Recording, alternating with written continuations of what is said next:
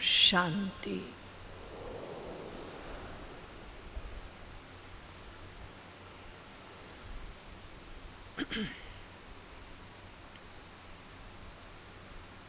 पुरुषोत्तम संगम युग सुहावना युग है, जहां हम आत्माओं का श्रृंगार सर्वशक्तिवान सर्वगुणों के भंडार मीठे प्यारे शिव बाबा स्वयं करते हैं। भक्ति मार्ग में मंदिरों में मूर्तियों का श्रृंगार भक्त करते हैं और संगम युग पर हम बच्चों का श्रृंगार कौन करता है? कौन करता है? भगवान स्वयं करता है। तो ऐसे भाग्यवान भाग्य विधाता के बच्चे आप सब युगल मूर्तियां बाबा के घर में पधारे हैं। आप सबका बाबा के घर में बहुत बहुत अभिनंदन है। बाबा ने जितना ऊंचा हम बच्चों को बनाया है, क्या सचमुच हमें ऐसा एहसास होता है कि हम ऊंचे ते ऊंचे बाप के ऊंचे ते ऊंचे बच्चे हैं? ज्ञान सुनना, कन रस होना अलग बात है। अभी भी देखो, हॉल में देखते हैं कितने भाई बहन बैठे हैं, लेकिन ज्ञान को, बाबा की याद को, बाबा के गुणों और शक्तियों को स्वयं में समा लेना, उसके लिए हम कितना तैयार हैं। आज का विषय अति सुंदर, अति प्यारा है। हमारे ब्राह्मण जीवन का श्रृंगार कहें, हम ब्राह्मणों की पर्सनैलिटी कहें, हम ब्राह्मणों की रॉयल्टी कहें, वो है प्योरिटी। आप उन दिनों में मधुबन में हैं जो दिन हमें मम्मा की स्मृति दिलाते हैं। हमारी मीठी मम्मा हमेशा कहती थी, प्योरिटी इज रॉयल्टी। ये मम्मा का दिया हुआ बहुत प्यारा स्लोगन कहें, बहुत प्यारी शिक्षा कहें। यूं तो हम सब बाबा के बच्चे पवित्र बच्चे हैं, है ना? पवित्र या नहीं है? कहेंगे मधुबन में आते ही वो हैं जो पहले पवित्रता की प्रतिज्ञा करते हैं। ये भी देखो, दुनिया में केवल अपना ही एक ईश्वरीय विश्वविद्यालय है जहां आने के लिए, जहां भगवान से मिलने के लिए ऐसी प्रतिज्ञा, ऐसी कंडीशन है, साल भर पवित्र रहेंगे तो ही आप यहां आ सकते हैं। और किसी सत्संग में ऐसी है बात? आप किसी भी तीर्थ पे चले जाएं,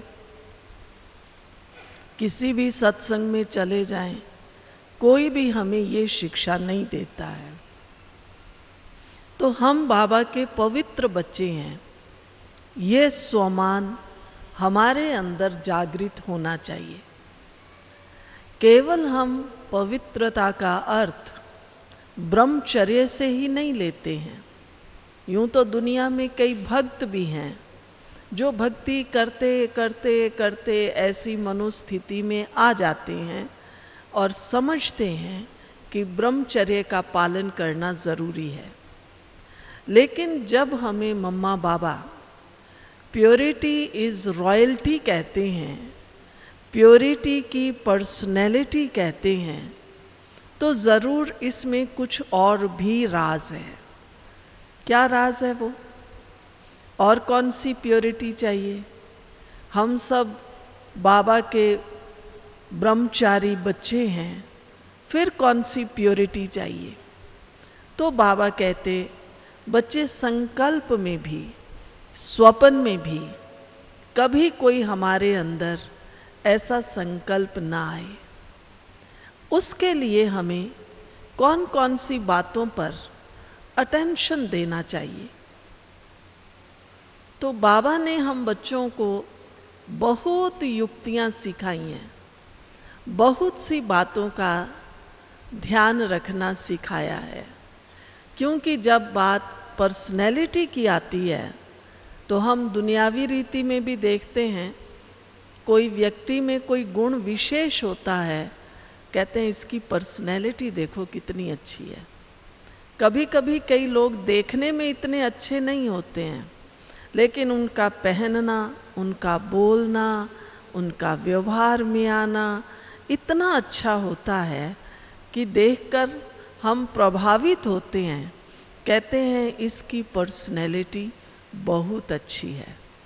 कोई अच्छा गीत गा लेते, कोई अच्छी एक्टिंग कर लेते, कोई किसी को दिल से सहयोग देते हैं, तो भी उनकी पर्सनैलिटी अच्छी गाई जाती है। अब हम बाबा के बच्चे, हमारी पर्सनैलिटी कौन सी है? यूं तो देखा जाए, आज की हम ये सभा भी देखते हैं, बाबा के बच्चों को देखते हैं, बाबा स्वयं भी कहते हैं ये होली हंसों की सभा है।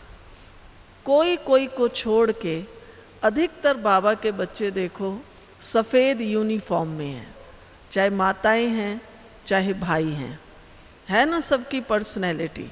सब देख लो जरा एक बार अपने आप को, आपकी पर्सनैलिटी अच्छी लग रही है ना? इतने सफेद कपड़े हमने पहने हुए हैं। तो ये बाहरी रूप से तो बाबा ने हमारी बहुत अच्छी पर्सनैलिटी ऑटोमेटिक बना दी है। जैसी ड्रेस, जैसी यूनिफॉर्म हम बाबा के बच्चे पहनते हैं, दुनिया में कोई नहीं पहनता है। आजकल का तो फैशन देखो, महंगे से महंगे कपड़े पहनते हैं, लेकिन वो कपड़े कैसे होते हैं? किसी के फटे हुए, किसी के फेडेड। वो है ही, कहते फैशन है। बड़े से बड़े अमीर आदमी, उनके बच्चों के कपड़े देखो, पूछो भाई ऐसा कपड़ा क्यों पहना है? कहते ये तो फैशन है, ये तो सबसे महंगी ड्रेस है। लेकिन बाबा ने हमारी ड्रेस, हमारी यूनिफॉर्म कितनी मर्यादा युक्त बनाई है। चाहे भाई हो चाहे बहनें हो, है मर्यादा वाली ड्रेस है? दुनिया में है किसी की ऐसी ड्रेस? किसी की भी नहीं है। दुनिया वाले भी देखते हैं, भले वो ये समझते हैं कि अरे यहाँ तो सफेद कपड़े पहनने पड़ते हैं और ये तो संभालने मुश्किल हैं, पर कितना खुश होते हैं जब हम लोग किसी से मिलने जाते हैं। कई बार कई वीआईपी से मिलते हैं, तो उनके घर में जब जाते हैं तो वो लोग यही कहते हैं कि बहन जी आपके ना ये सफेद कपड़े बहुत अच्छे लगते हैं, आप लोग कहाँ से खरीद करते हैं? तो देखो हमारी बाबा ने यूनिफॉर्म कैसी बनाई है, लोगों को प्रभावित करती है। वो 5-10 हज़ार का कपड़ा भी पहनेंगे, साड़ी पहनेंगे, लेकिन ये सस्ती सी सूती साड़ी कितना लोगों को प्रभावित करती है। तो बाहरी रूप से भी बाबा ने हमारा श्रृंगार सबसे अच्छा किया है और सबसे सस्ता, महंगा नहीं है। सफेद कपड़े में आप क्या वैरायटी पहनेंगे? तो यूनिफॉर्म में तो हम सब राइट हैं, लेकिन अब बात आती है हमारा बोल, हमारी दृष्टि, हमारा व्यवहार। विचार करें, क्या मेरे बोल में रूहानियत है? पूछें अपने आप से, रूहानियत है? रूहानियत माना जब मैं बोलूं तो कैसे बोलूं? आत्मिक स्मृति में रहकर बोलूं। चाहे हम स्थूल काम करेंगे, मधुबन में आते हैं, सेवाएं मिलती हैं, अभी भी बहन ने अनाउंस किया कल किसको कहां जाना है, कहां जाना है। चाहे हम टोली बनाते हैं, चाहे हम भोजन बनाते हैं, लेकिन मेरी कॉन्शियस कौन सी है? मैं आपसे बात कर रही हूं। एक है मैं भाई बहनों को अच्छे से अच्छी पॉइंट सुनाऊं, और एक है अपनी आत्मिक स्थिति में स्थित होकर मैं आत्माओं से बात करती। दोनों में अंतर है। आत्मा आत्मा को देखती है, आत्मा आत्मा से शेयरिंग करती है। इसको कहते हैं आत्मा की स्मृति, आत्म अभिमानी बनना। बाबा भी कहते हैं बच्चे आत्म अभिमानी होकर रहो। तो हम क्या सोचते हैं जब योग में बैठते हैं? चाहे कई बार कमेंट्री होती है, कई बार समझाया जाता है, कई बार हम खुद बैठते हैं, पहला संकल्प करते हैं मैं शुद्ध आत्मा हूं, और फिर उसके बाद चलो कोई 5-10 मिनट भी एकाग्र हो जाते हैं। मैं शुद्ध आत्मा हूं, शिव बाबा का बच्चा हूं, शिव बाबा से शक्तियां ले रहा हूं। फिर लेते लेते कई बार तो पता नहीं कहां पहुंच जाते हैं। लेकिन हमारे अंदर ये रूहानियत की शक्ति जागृत होनी चाहिए। हमारा अभ्यास ऐसा हो जाए, बात करते हुए, कर्म करते हुए, हमारे चेहरे से दूसरों को दिखाई दे ये साधारण नहीं। बाबा कहता है ना, तुम साधारण नहीं हो, विशेष आत्माएं हो। साधारण स्थिति में भी नहीं रहना है। साधारण स्थिति में रहते हैं तो हम कुछ जमा नहीं कर पाते। मम्मा हमेशा कहती थी कि आप बाबा को याद करते हैं तो उसमें प्लस और माइनस दोनों करते हैं। प्लस क्या करते हैं? अपना पुण्य जमा करते हैं, अपने अंदर गुण और शक्तियां जमा करते हैं। और माइनस क्या करते हैं? योग से पाप कर्म नाश होते हैं, विकर्म नाश होते हैं, अवगुण निकलते हैं, कमजोरियां निकलती हैं। ये माइनस हो रहा है। तो मैं भी जब बाबा की याद में बैठती हूं तो क्या मेरा प्लस और माइनस हो रहा है? 5 मिनट की याद ऐसी गहरी, ऐसी पावरफुल होनी चाहिए जो हमें लगे कि हमने 1 घंटे की कमाई की है।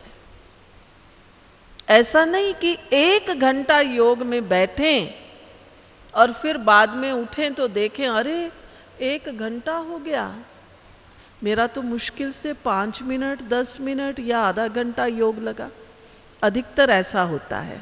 क्या विचार है आप सबका? 1 घंटे के बाद आधा घंटा योग होता है या 1 घंटे के बाद 2-4 घंटे का योग होता है? जो कहते हैं 5 मिनट आधे घंटे का योग होता है वो हाथ उठाओ। 1 घंटा बैठते हैं, बैठते तो हैं लेकिन योग लगता 5 मिनट आधा घंटा है। हाथ उठाओ तो। हाँ, उठाते तो हैं। तो देखो समझ में आ रही है ना बात। तो हमारा योग ऐसा होना चाहिए कि 5 मिनट में हम 1 घंटे का योग करें। उसका मतलब 5 मिनट में 1 घंटे का योग। एकदम हम अपने अंदर चले जाएं। हमारी मम्मा बहुत अंतर्मुखी थी।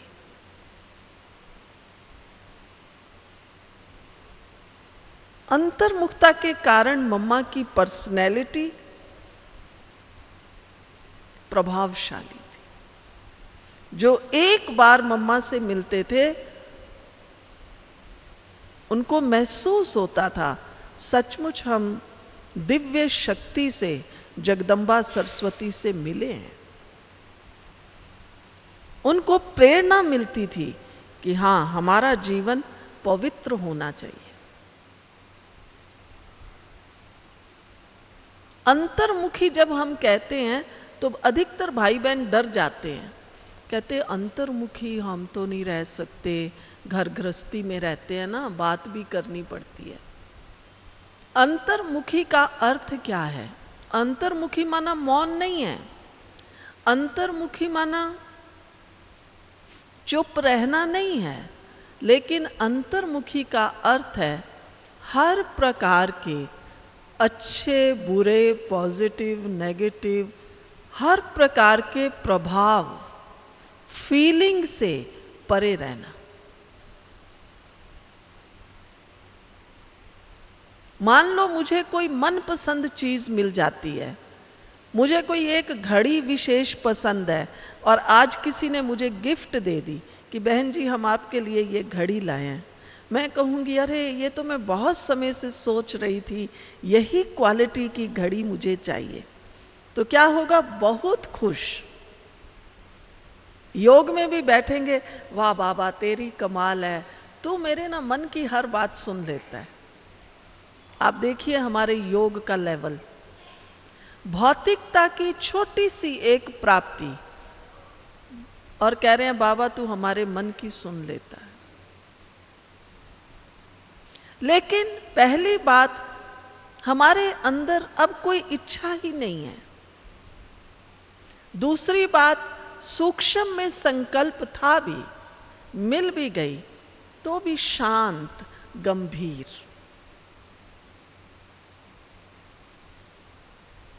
लेकिन हमारे अंदर जो भावनाओं का उछाल आ जाता है, खुशी में एकदम झूमने लग जाते हैं, और जो बात मेरी पसंद की ना हो, मैं मान लो आगे बैठी हूं, अब कोई और ऐसा व्यक्ति आ गया, उसको सीट चाहिए, बिठाने वाले ने सोचा कि किसको उठाऊं तो मुझे ही कहा बहन जी आप उठ के थोड़ा पीछे चले जाइए, तो बस शक्ल ही उतर जाएगी। मेरे को उठाया, ये दूसरे तीसरे को नहीं उठाया, इसका मतलब मेरे को कम समझा। ये देखिए हमारी सोच, ये है मेरी फीलिंग्स। तो अंतर्मुखता का अर्थ है, मान लीजिए मुझे कहा गया कोई ऐसा व्यक्ति आ गया है, बहन आप थोड़ा पीछे बैठ जाओ, ये 2 लोग आगे बैठे। बात आगे और पीछे बैठने की नहीं है। चाहे आप इस हॉल में पीछे बैठे, आपने कई बार सुना होगा अव्यक्त बाबा क्या कहते हैं, बाबा की पहले नजर कहां जाती है? जो एकदम पीछे बैठे हैं। बाबा उन बच्चों को देख रहा है। आप इस हॉल में किस कोने में बैठे हैं, कहां बैठे हैं, उसका महत्व नहीं है। लेकिन मैं कहीं भी बैठी हूं, मेरी मनोस्थिति कौन सी है?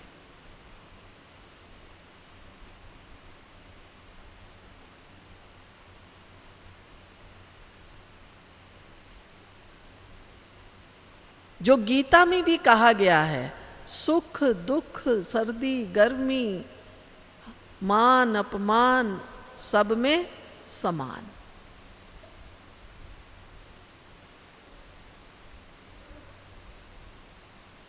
तो जब हमारी फीलिंग्स, हमारा सोच संतुलित होगा, संतुलन, योग का अर्थ है संतुलन। तो मेरी फीलिंग्स और मेरे जो संकल्प हैं, इनमें संतुलन चाहिए। आज सवेरे बाबा की मुरली भी थी ना, जो हो रहा है ड्रामा अनुसार। ड्रामा की हर सीन में मुझे अपनी मनोस्थिति को एक रस रखना है। ये है रूहानियत की शक्ति, रूहानियत की स्थिति, रूहानियत में रहकर कर्म करना। आप में से भी कई भाई बहनें होंगे जो दुनियावी रीति से भी कहीं ऐसे ऐसे कंपनीज वगैरह में काम करते होंगे जहां सॉफ्ट स्किल्स सिखाए जाते हैं, लेकिन बाबा जैसा सॉफ्ट स्किल कोई हमें इस दुनिया में सिखा नहीं सकता है।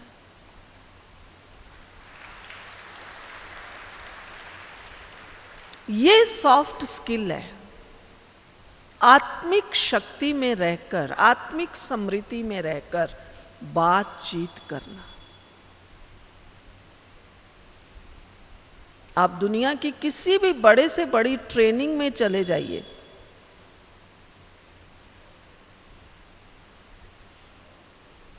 फिर मेरा बोल कैसा है, वो रूहानियत वाला है।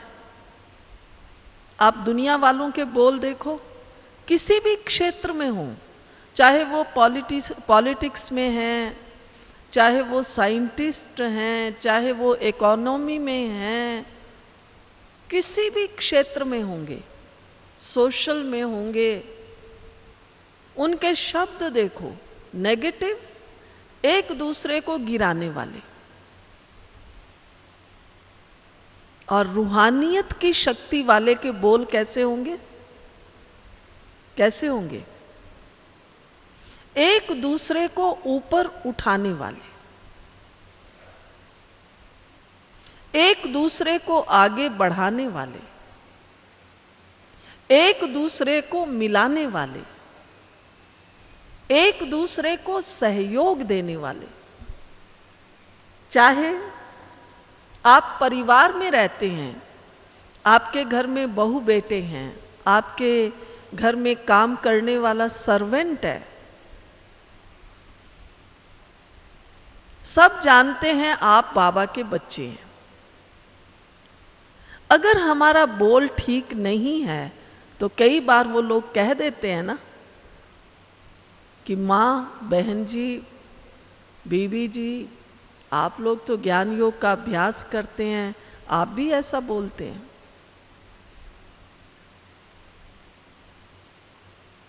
कितना भी नुकसान हो जाए, क्या भी हो जाए, फट से ड्रामा की सीट पे खड़े रहो। ड्रामा अनुसार ये हुआ। कई बार तो देखने में आता है छोटा सा नुकसान हो गया। आप एक कल मान लो डाइनिंग सेट, टी सेट लेके आए थे, आज किसी के हाथ से छूट गया, टूट गया, फट से मूड ऑफ हो जाएगा, फट से उल्टा सुल्टा बोल देंगे। मैं कल ही तो 1000 रुपए का लाई थी, इस घर में तो कुछ ठीक रह ही नहीं सकता। अच्छा, बोलने से क्या होगा? अब हो गया, उसको हम समेटें कैसे? वो टी सेट, वो डाइनिंग सेट 1000 का, 5-6 हजार का तो दोबारा आ सकता है। अब आपका जो मूड ऑफ हुआ है वो कितने पैसे दे के ठीक होगा? कोई जवाब दे। कितने पैसे दे के ठीक होगा?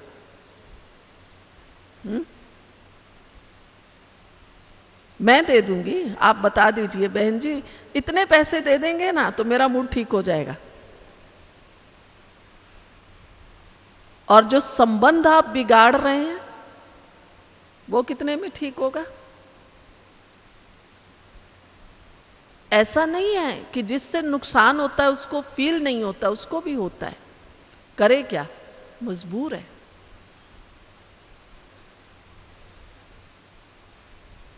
किसी किसी का काम का ढंग ही ऐसा होता है, आए दिन देखो उसके हाथ से चीज गिरती रहती है, गिरती रहती है।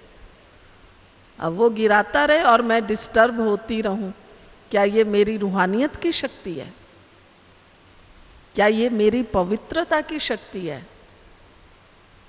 विचार करें। आप मंदिर में गए, मूर्ति है, देवी की है, लक्ष्मी नारायण की है, किसी की भी मूर्ति है, आपके हाथ में फूल थे और फूल एकदम हाथ से छूट गया, गिर गया, तो क्या देवी देवता हमें डंडा मारते हैं? क्या करेंगे? मूर्ति क्या कहेगी या पंडित जी क्या कहेंगे? बल्कि वो कहते हैं जो गिर गया ना, कोई बात नहीं, इसको उठा दो, ये नहीं चढ़ाना, वो उसके काबिल ही नहीं है।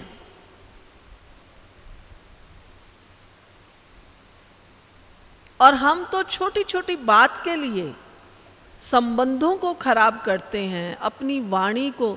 सब बातें छोड़ दीजिए। जब मेरा मूड सही नहीं है, मैंने कुछ ऊंचा बोला, तो मुझे सुख मिला या दुख मिला? कहां गई मेरी पवित्रता की शक्ति, प्योरिटी की शक्ति? कहां गई मेरी रॉयल्टी? तो हम अपने अंदर ये प्रतिज्ञा करें कि आज से हम जो भी बोलेंगे, केवल मीठी वाणी नहीं। आजकल ये भी देखा गया, मीठा तो बहुत लोग बोल लेते हैं, लेकिन मीठी वाणी, शुभ भावना युक्त वाणी बोलेंगे, सचमुच दिल से। चाहे वो लाखों का नुकसान हो गया, अच्छा कोई बात नहीं, अब चलो सोचें इसको ठीक कैसे करें, फिर से कैसे उठाएं। नहीं तो 2-4 दिन मूड ऑफ, बीपी ऊपर नीचे, व्यवहार में कटुता, अब नया आदमी लाएं कहां से, काम चले कैसे? ये जो हमारे अंदर एक प्रॉब्लम के बाद दूसरी आ जाती है, तो हम निर्विघ्न नहीं रह पाते। पवित्रता की शक्ति वो शक्ति है जो हमें सब समस्याओं से पार ले जाती है, उबार देती है। तो हमारा बोल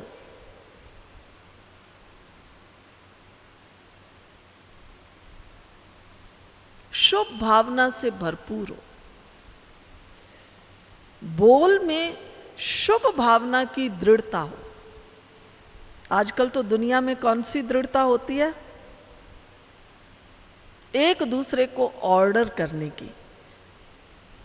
मैं यहां बड़ी हूं ना, मैं आपको जो कह रही हूं वही करना है। ये वाली दृढ़ता नहीं चाहिए। लेकिन हम उसी बात को ढंग से, प्यार से, शुभ भावना रख के कहें। अपन को ये काम करना है, ये बात है, ऐसा ही करें तो ज्यादा अच्छा है।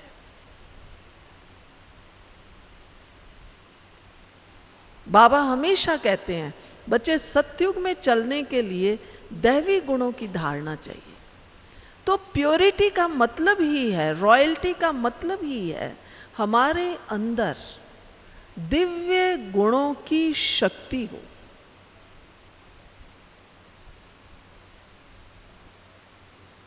अगर दिव्य गुणों की शक्ति हमारे में नहीं है, फिर हम सतयुग में चलेंगे?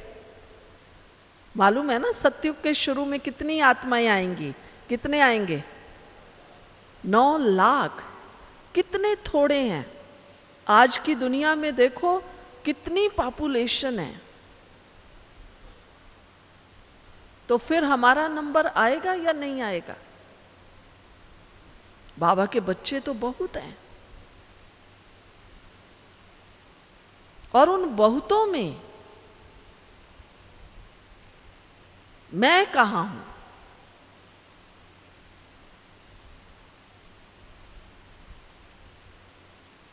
तो हमारी रॉयल्टी, हमारी पर्सनैलिटी तब है।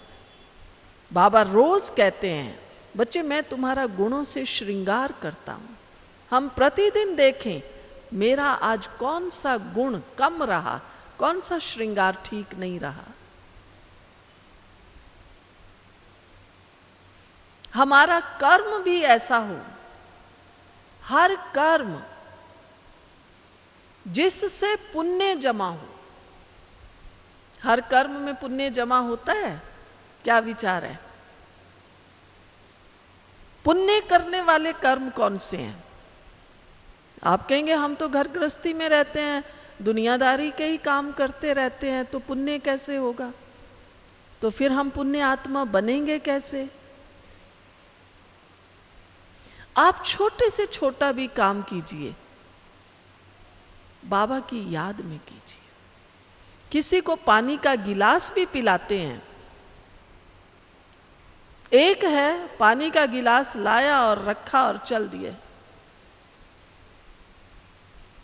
और एक है पानी का गिलास लेके जाते हैं और कहते हैं पानी तो पी लीजिए।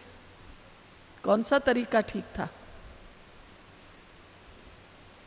चाहे आप अपने घर में हैं, चाहे किसी के यहां गए हैं, कोई ऐसे ही रख के चला जाए, अच्छा लगता है? कहेंगे नहीं नहीं हम पानी पी के आए हैं, जरूरत नहीं है। और कोई प्यार से कहता है तो कहते हैं भाई आवश्यकता तो नहीं थी, लेकिन आप कह रहे हैं चलो 2 घूंट भी पी लेते हैं। तो हमारे कर्म में ये जो आत्मिक स्नेह है, आत्मिक स्थिति की झलक है, ये मेरी पर्सनैलिटी है। किसी ने कुछ कह भी दिया, हम शांत रहें, धैर्यवत रहें। लेकिन अधिकतर भाई बहन कहते हैं बहन जी शांत रहेंगे तो दूसरा तो सिर पर चढ़ जाएगा, जवाब देना तो जरूरी है। क्या विचार है? जवाब देना जरूरी है या शांत रहना जरूरी है? अगर सहन करने की बात, क्योंकि हम क्या कह देते हैं, कहां तक सहन करेंगे, कहां तक करेंगे? क्राइस्ट को तो सूली पे चढ़ा दिया था, हमें किसी ने चढ़ाया है क्या सूली पर? हाँ, है क्या किसी का ऐसा परिवार, बहू बेटा बाल बच्चे, वो कहते हो हम तो आपको सूली पे चढ़ा देंगे? है क्या? हाथ उठाओ तो देखो, कोई भी नहीं। तो आप क्या सहन करते हैं? करते हैं क्या सहन? करते हैं? जितना ब्रह्मा बाबा को, आप कहेंगे हमने क्राइस्ट को नहीं देखा, ब्रह्मा बाबा ये तो हमारे सामने का एग्जाम्पल है। आज भी आप देखते हैं, आप बाहर जाइए, लोग ब्रह्मा कुमारियों के लिए क्या क्या कहते हैं, कहते हैं ना? आज भी लोग कहते हैं ब्रह्मा कुमारियां घर बार छुड़वा देंगी, कहते हैं ना? लेकिन बाबा ने क्या सिखाया? बच्चे तुम शांत रहो, योग युक्त रहो। तो हम जितना योग युक्त रहेंगे, हम जितना शांत रहेंगे, उतना ही हमारे परिवार वाले, अड़ोस पड़ोस वाले झुकेंगे। लेकिन ऐसा नहीं कि 2 दिन 4 दिन 10 बार तो मैं शांत रही और फिर 11वीं बार कहते मैंने इसका बहुत सुन लिया, अब तो मेरा जो शांति का बांध है ना वो टूट गया है, अब मेरे पास सब्र नहीं है, सब्र का बांध टूट गया। फिर टूट गया तो आपकी इतनी तपस्या चली गई। तो हमारा ये जो पवित्रता का संस्कार नेचुरल हो जाए।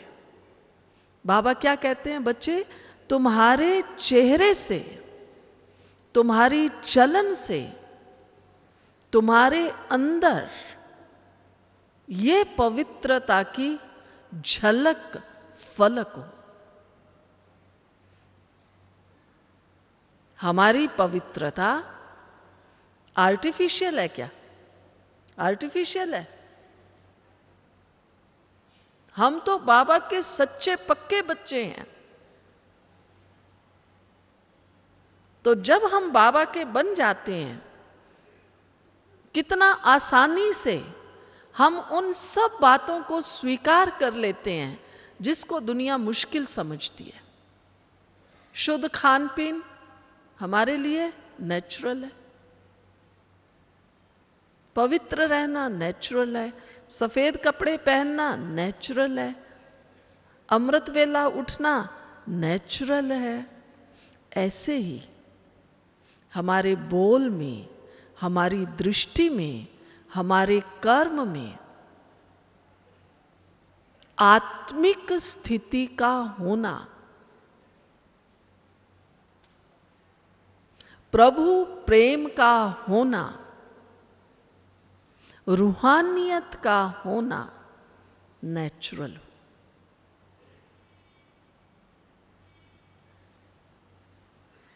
सत्युग में जाएंगे तो अपने संस्कार ले जाएंगे ना। और संस्कार के लिए हम क्या कहते हैं?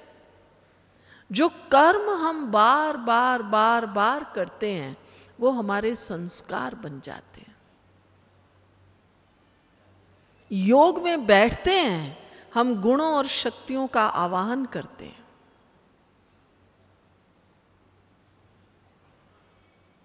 बाबा के मधुर महावाक्य मुरलियां सुनते हैं, तो अब हमारा संस्कार श्रेष्ठ पवित्र बनना चाहिए या नहीं बनना चाहिए? ये तो ऐसा ही हो जाता है वरना कि आप एकदम नहा धो के अच्छे कपड़े पहन के आए और आपको यहां आके ये कहा जाए कि भाई अब यहां पे झाड़ू लगाना है, आपको कैसा लगेगा? कहेंगे अरे पहले कहते, अभी तो मैं एकदम फ्रेश प्रेस किया हुआ कपड़ा पहन के आई हूं, झाड़ू लगाना था आप प्रोग्राम देते, अब ये धूल से सारे खराब हो जाएंगे। तो हमने अमृत वेला योग किया, सवेरे सेंटर पर आकर बाबा के मधुर महावाक्य सुने, मुरली पढ़ी, सुनी, नोट की। मैंने तो देखा आजकल भाई बहन इतने अच्छे हैं, मुरली नोट करते हैं और फिर गए वापिस काम धंधे पर, परिवार में, समाज में। तो मुरली तो जो नोट की थी वो तो रखी घर में, गठड़ी बांध दी, और अब मेरा बाहर में दूसरा ही रूप। फिर जैसे दुनिया वाले कहते कलयुग है ना बहन जी, तो कलयुग में तो कलयुगी बन के ही चलना पड़ता है। आप कहां जा रहे हैं? कहां जा रहे हैं? कहां जा रहे हैं? हाँ, आवाज ही नहीं आ रहा। सोच में पड़ गए ना कहां जा रहे हैं, कि बहन जी क्या पूछ रही हैं? उठ के नहीं जा रहे हो, लेकिन कहां जा रहे हैं हम? हम सतयुग में जा रहे हैं। सतयुग में जा रहे हैं ना, तो सतयुग में किस किस को चलना है? हंस रहे हैं, कहते हैं बहन जी ने गलत प्रश्न पूछ लिया, हम तो बैठे ही इसलिए हैं सतयुग में जाने के लिए। अच्छा, सतयुग में चलना है तो ये दिव्यता का श्रृंगार करना है नहीं करना है? अब आवाज नहीं आता। रूहानियत की झलक फलक भरनी है या नहीं भरनी है? तो क्या करेंगे? क्या करेंगे? आपको अच्छा एक विधि सिखाते हैं। पहली एक ही विधि आप काम में ले आना, उससे बहुत इंप्रूवमेंट हो जाएगा। यूं तो बेस्ट ये है कि अमृत वेला जब हम करते हैं, हो सकता है आप कई कहेंगे बहन जी हमारा अमृत वेला होता नहीं, आप जब भी उठ जाते हैं 4 बजे 5 बजे, उठ के पहले 15 मिनट बाबा को याद करो, आवाहन करो बाबा का। बाबा आओ। बाबा कहता है ना, मैं 1000 भुजाओं वाला बाबा आपके साथ हूं। पहला पहला संकल्प करो, हजारों भुजाओं वाला बाबा आप आओ।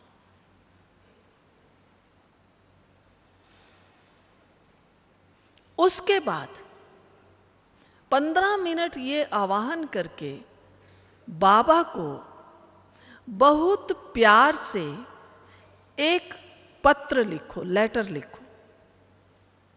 आप 3 महीना ये प्रयोग करके देखिए। बाबा मैं आपका बच्चा हूं। मान लीजिए किसी को गुस्सा आता है, किसी में आलस है, बाबा मैं आपका बच्चा हूं। ये नहीं कहना बाबा मुझे गुस्सा बहुत आता है, ये नहीं कहना। तो क्या कहना है? बाबा आप शांति दाता हो, आप हमें शांति की शक्ति देते हैं, आप हमें शांति की दुनिया में ले चलने आए हैं। मैं आत्मा भी शांत स्वरूप हूं। बाबा आज सारा दिन मैं जो भी कार्य करूं, बस आपकी याद में बहुत शांति से हर कार्य को पूर्ण करूं।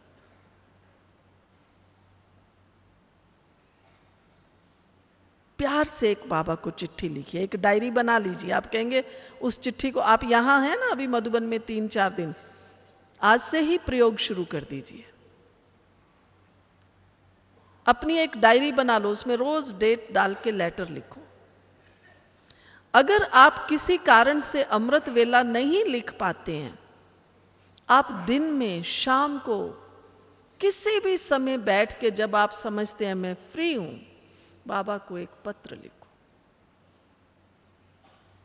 फिर दूसरे दिन, बाबा मेरा कल कैसा रहा, बहुत अच्छा रहा या नहीं रहा, कल ये ऐसा हो गया, लेकिन बाबा आज तो मुझे कमाल करनी है, आपको भी कमाल करनी है। आज मुझे सारा दिन सबको शांति में रहकर खुश करना है। तो आपके अंदर अपने आप अलग अलग भाव पैदा होंगे, वो आप लिखिए। तो आप देखेंगे कि अपने आप ही संस्कार जो हम श्रेष्ठ बनाना चाहते हैं, वो श्रेष्ठ बनते चले जाएंगे। हमारे संस्कारों में परिवर्तन आता चला जाएगा और हमारे अंदर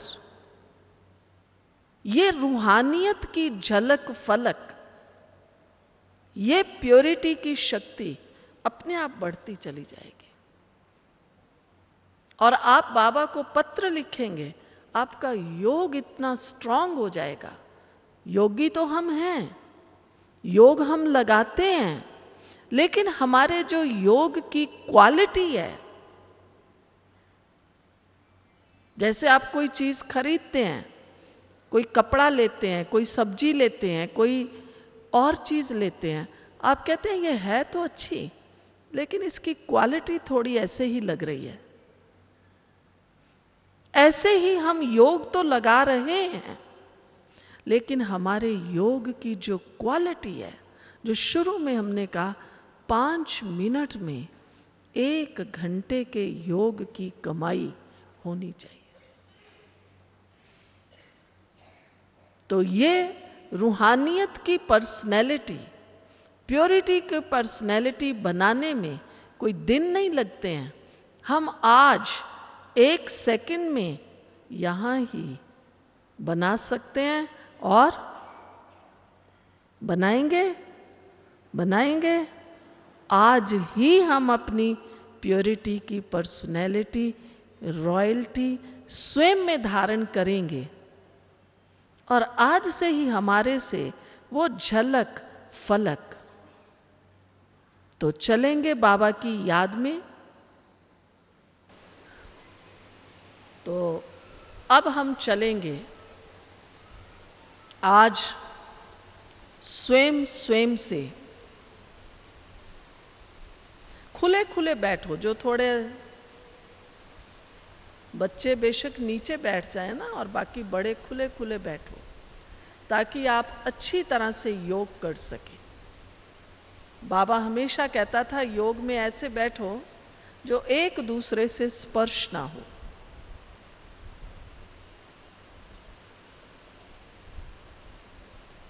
सब तैयार?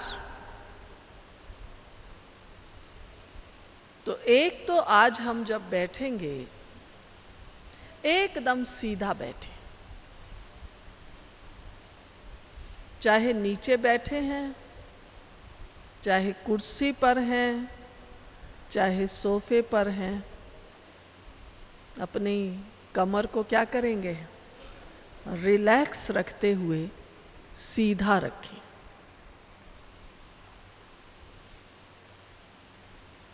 टेंशन में नहीं आना, पर एकदम ऐसा सीधा।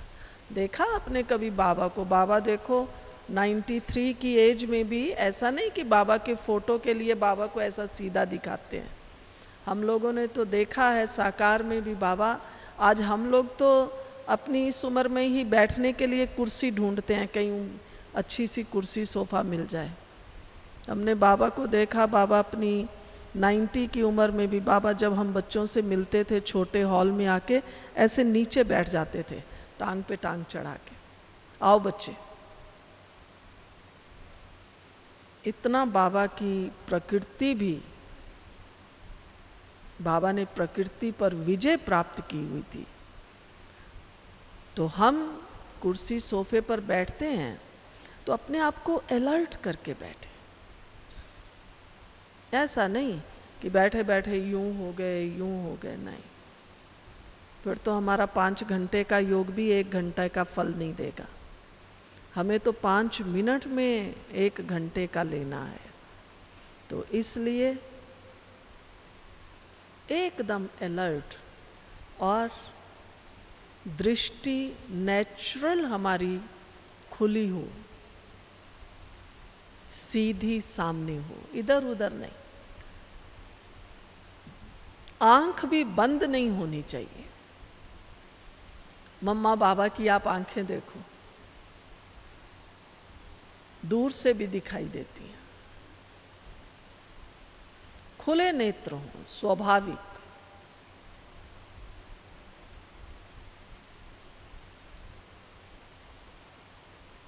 और आज हम चलेंगे अपने दिव्य व्यक्तित्व का निर्माण करने,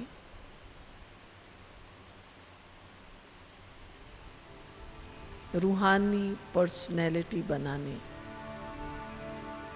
बीच बीच में 8-10 मिनट में बाबा का कोई ना कोई अच्छा गीत भी चलता रहेगा,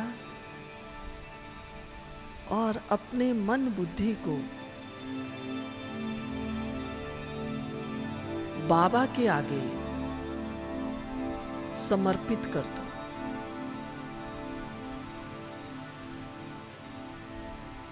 पूरे ध्यान को मस्तक के बीच में ले आएं और पहला संकल्प करें, बाबा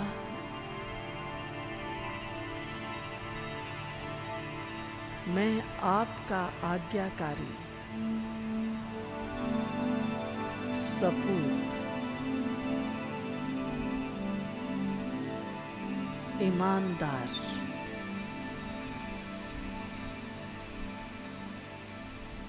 सच्चा बच्चा हूं।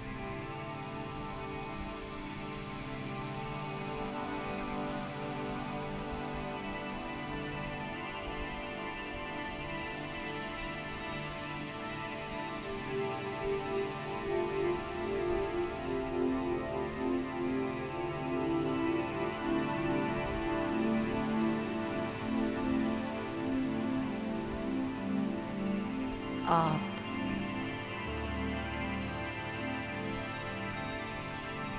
मुझ आत्मा को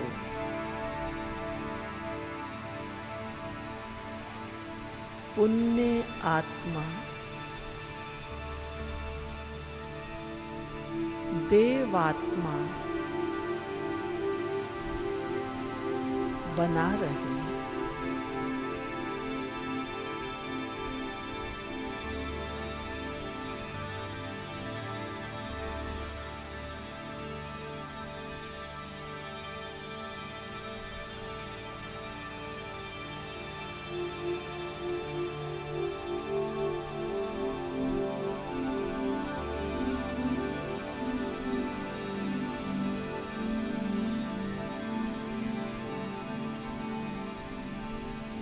बाबा, आप नए विश्व का निर्माण करने आए।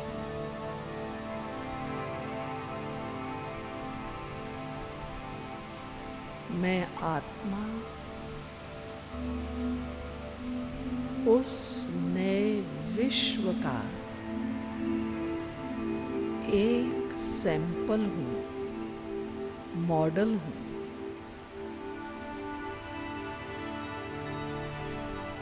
रूहानियत पवित्रता की शक्ति से संपन्न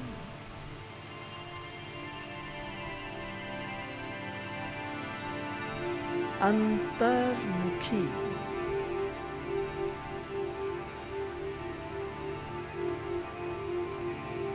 धैर्यवत शीतल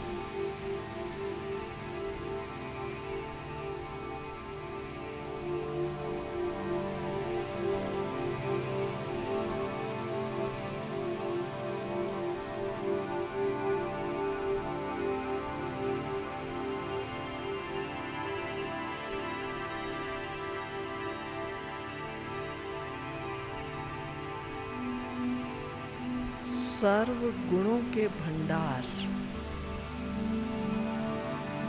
सर्व शक्तिवान शिव बाबा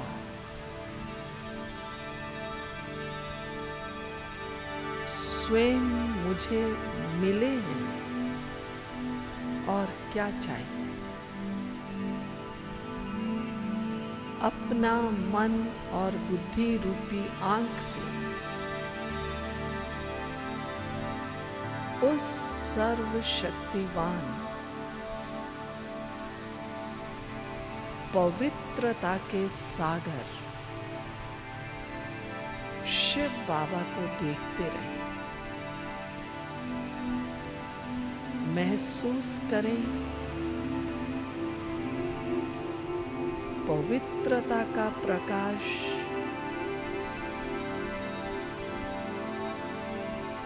पवित्रता की वो लहरें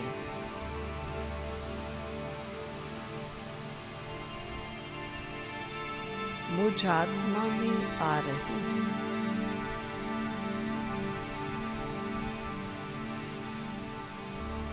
बनाए स्वयं को संपन्न शक्तिशाली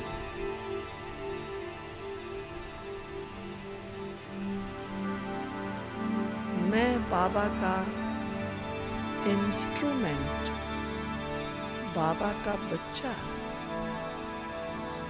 एकदम पवित्र, बहुत मीठा प्यारा बच्चा।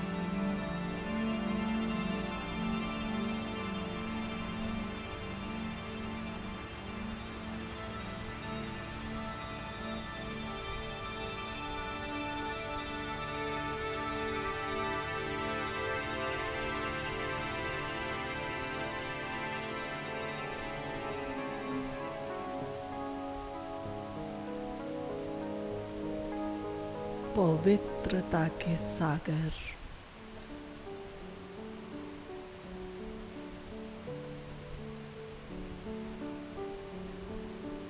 शिव बाबा की मैं संतान,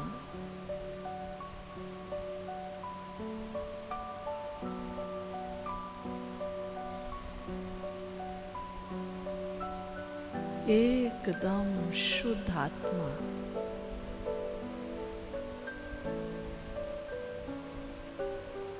शक्तिशाली आत्मा हूं।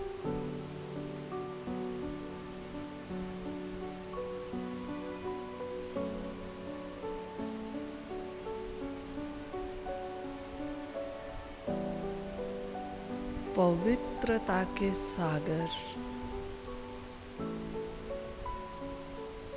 शिव बाबा से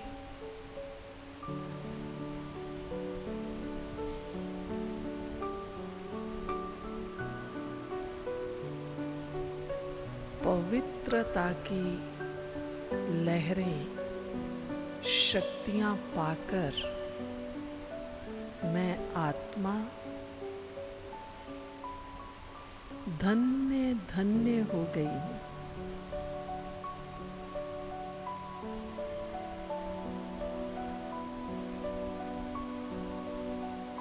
मुझ आत्मा के संकल्प, मुझ आत्मा की फीलिंग्स एकदम शुद्ध पवित्र है, संतुलित है।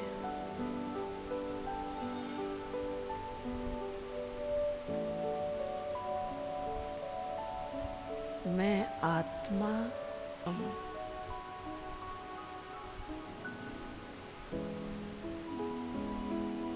बिंदु स्वरूप में स्थित होकर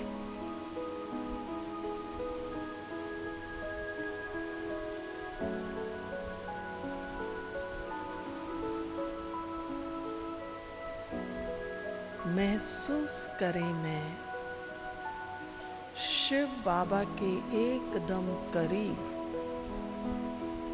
शिव बाबा के सानिध्य में विश्व कल्याणकारी बनकर पूरे विश्व को प्रकृति के 5